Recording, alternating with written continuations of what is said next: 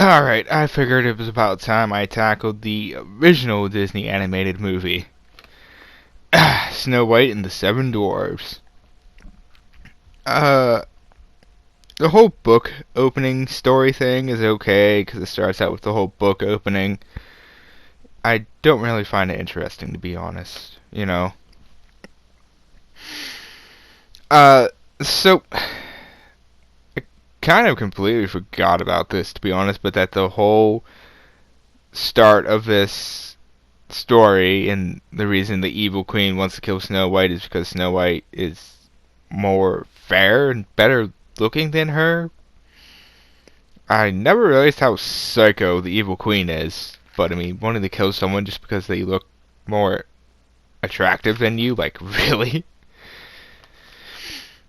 Uh, Snow White's voice is not as good as I remember it being. Not terrible, just not great.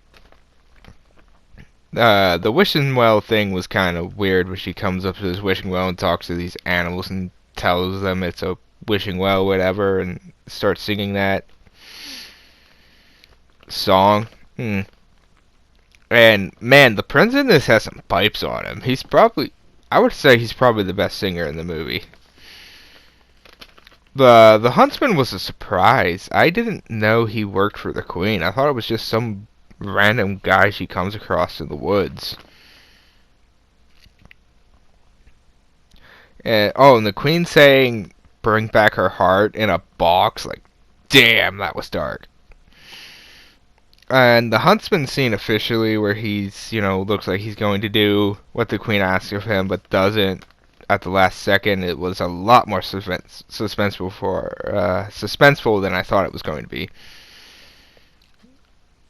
And I'm not saying that the forest scene was scary per se, but it was definitely creepy with all the, like, how every time she touched something it, like, grew its arms and hands, and, like, the logs in the water looked like crocodiles. It was like, okay. Oh, and I forgot how filthy the dwarves were. Like, just piles and piles of dirt and dirty plates and cobwebs everywhere. Like, wow. I like how Snow White comes to the conclusion to clean the house, and one of the things she says is that they have no mother, so they're orphans, because she thinks it's a bunch of kids that live there because of, the size of the bed and the mess, but it's like, they have no mother, so they're orphans? Snow White, you are aware that it takes two to have children. So, what about fathers? uh, And it's as a side note, how rich would the dwarves actually be? Because, I mean, that's a lot of gems and diamonds and stuff they mine.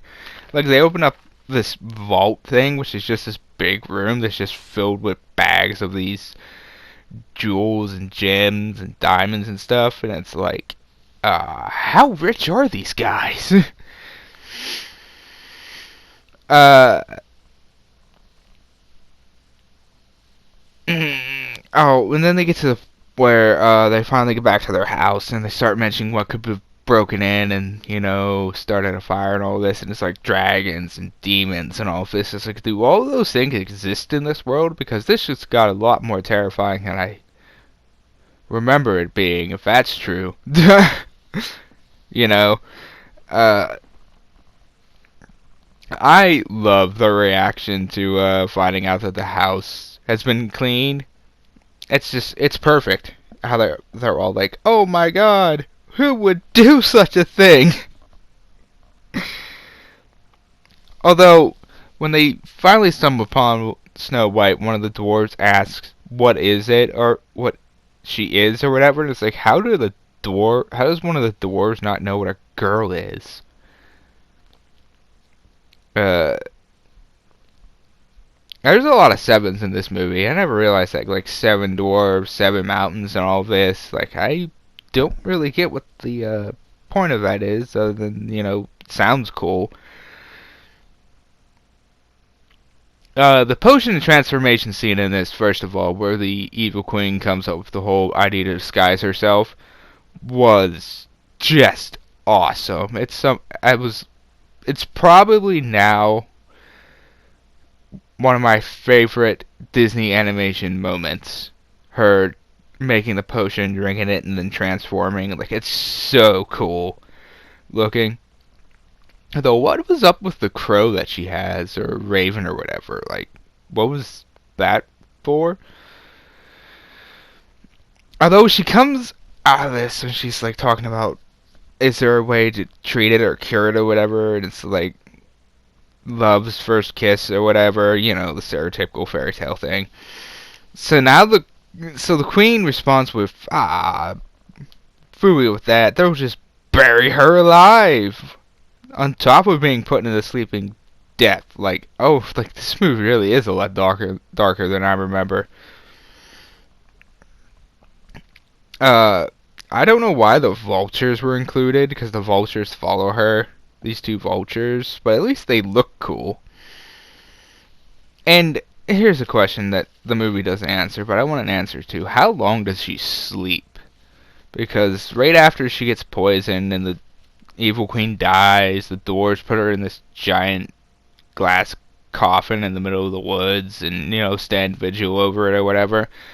And it's like, she sleeps while there where the prince is looking for her, and it's like, how long was she actually asleep in this thing? Because I assumed it was a long time, considering the fact the prince was probably searching for her for a long time. And rumors started to spread about this maiden in a glass coffin in the middle of the woods, so, like, a couple years, maybe? Like, my god, man, put a Tic Tac in her mouth before you kiss her. Or mint or something. Oh, and the Evil Queen's death, I'm sure that's not a spoiler. Disney villains die at the end of almost every Disney movie. But the actual Evil Queen's death in this was... it was okay. It's not top tier Disney deaths for me, though.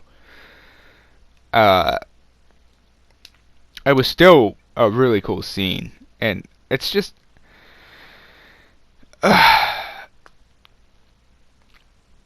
well, I guess I'll just give my overall thoughts now, because there's not really anything else to touch on, I think. The animation in this movie was surprisingly good, even by today's standards, really, in my opinion, especially when considered when it came out.